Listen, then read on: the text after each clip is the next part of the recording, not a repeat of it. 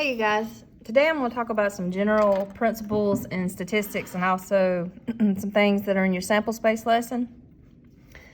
First, a sample space of an experiment is the set of all possible outcomes. It's just whatever could happen when you do that experiment. So I thought, like, for example, if you flip a coin, you could get heads, you could get tails. If you roll like a game die, you could get 1, 2, 3, 4, 5, or 6. I mean, just whatever could happen.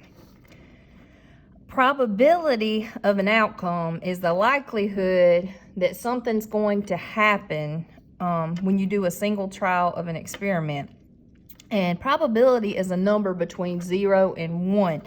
Now, if the probability is 0, it's impossible. It's not going to happen. And if the probability is 1, it is definitely going to happen. So 0.5 would be like a 50-50 chance. And sorry about that. But to find the probability of events, that would be the number of favorable outcomes over the total number of outcomes in the sample space. And that's theoretical, but of course you have experimental probability also. All right, for example, if your experiment is to roll a die, the probability that you're going to get an even number, think about how many even numbers are on a die. You have 2, 4, and 6, so that's 3.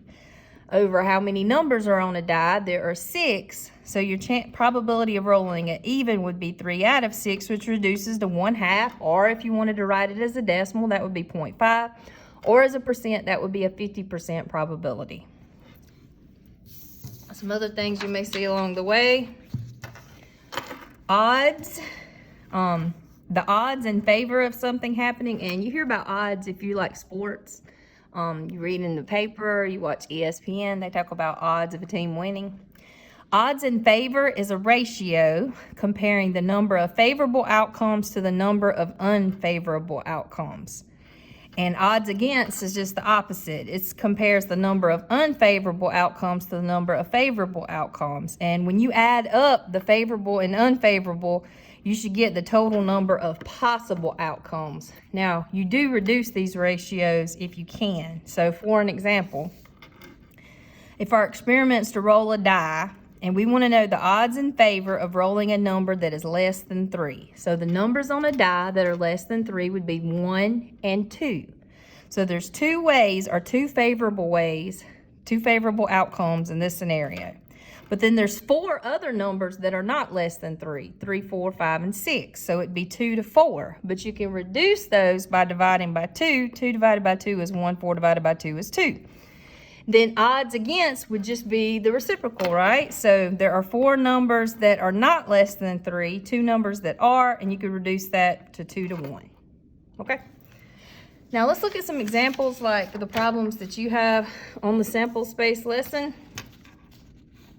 Oh, well, they're stuck together. All right, for the first one, it says a coin is tossed 5 times in a row. What is the size of the sample space? Well, when you flip a coin, you're either going to get heads or tails. That is 2 outcomes, but you're flipping this coin 5 times. So that would be 2 times 2 times 2 times 2 times 2, or 2 to the 5th, which is 32. So that's the size of that sample space. Let's look at another one. It says a class of 30 students took midterm math exams. 20 passed algebra, 14 passed geometry, 6 passed algebra and geometry. Draw a Venn diagram. And you might remember these from middle school. So I'll have my big rectangle, and you'll have 2 circles. And since some students passed both, these circles are going to overlap. And we'll let this be my algebra exam circle, and we'll let this be my geometry exam. 6 students passed both, so 6 would go in the middle. Over here, so this circle encompasses all the people who passed algebra. Well, you've already accounted for 6 of those because they passed both.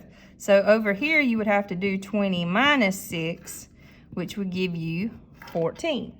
See, 14 and 6 is 20, which is the total amount of students who passed algebra. And then over here for geometry, there are 14 students passed geometry, but you've already accounted for 6 of those students, so you would subtract 6, so over here would go 8. So here's your Venn diagram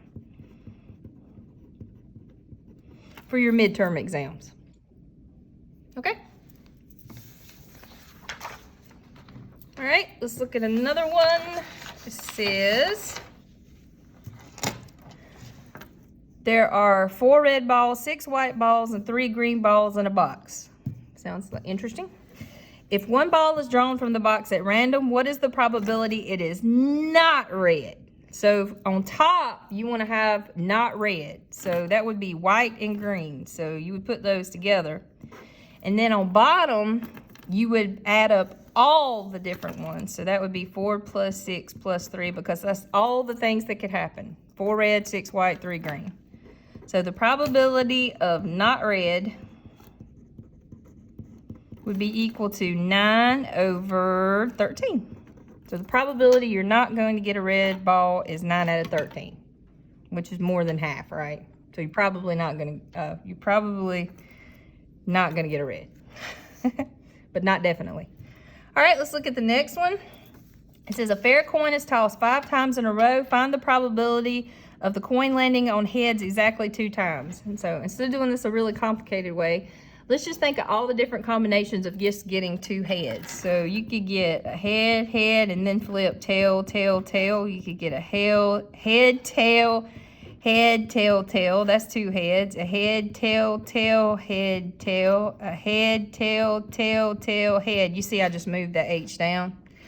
And then I'm going to start with the H in second position. So you could start with a tail and then get head, head, tail, tail. Or you could get tail, head, tail, head, tail. Or you could get tail, head, tail, tail, head. And now we'll start in third position. So we could get tail, tail, head, head, tail. Tail, tail. Sorry. Head, tail, head. Or we could just start in the fourth position, tail, tail, tail, head, head. And that is all the different ways you can only get heads twice. So that's 1, 2, 3, 4, 5, 6, 7, 8, 9, 10. So that's 10 ways out of, so the probability equals 10 out of. Now remember, we just talked about this. If you toss a coin 5 times, that's 2 different things that could happen, but it's raised to the 5th power over 2 to the 5th. So that's 10 over 32. If you did not reduce it, if you do reduce it, you could divide by 2, and that'll be 5 over 16. So the probability of getting exactly 2 heads would be 5 out of 16. Not quite half. All right, let's do one more.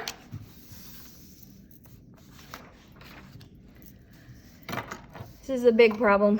It says an experiment consists of tossing a coin and drawing a card with the card drawing stage depending on the result of the coin. So which card you draw depends on what you flip when you flip the coin. If you flip heads, then you're going to draw a card from the clubs and spades. And if you flip tails, you'll draw a card from the hearts and diamonds. So it says, what is the size of the sample space of this 2-stage experiment?